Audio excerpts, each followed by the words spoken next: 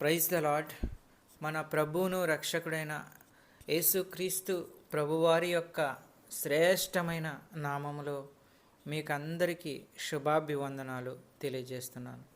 ఈరోజు దేవుని యొక్క వాగ్దానము యెషయా గ్రంథము 54వ అధ్యాయము 17వ వచనం.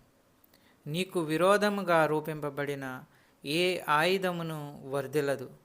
న్యాయ విమర్శలో నీకు దోషారోపణ చేయు ప్రతి వానికి నీవు నేరస్థాపన చేసెదవు.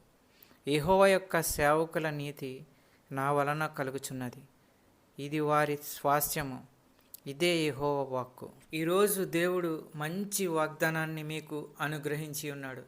నీకు విరోధముగా రూపింపబడిన ఏ ఆయుధమును వర్ధిల్లదు అనగా నీ యొక్క శత్రువు కావచ్చు, నీకు విరోధంగా పనిచేసేవారు ఎవరైనా కావచ్చు, వారు నీ మీద పన్నిన పన్నాగాలతో వారు నీపై గెలవలేరు.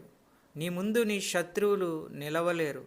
దేవుడు నీకు తోడై ఉండి కాపాడుతాడు, అనగా బాధలు కలిగించే వారి నుండి రక్షిస్తాడు.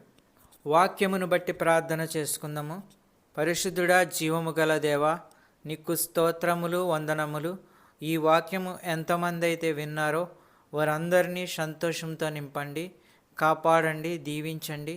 వారు చేయు ప్రతి పనుల్లో విజయము దయచేయండి, ఆశీర్వదించండి.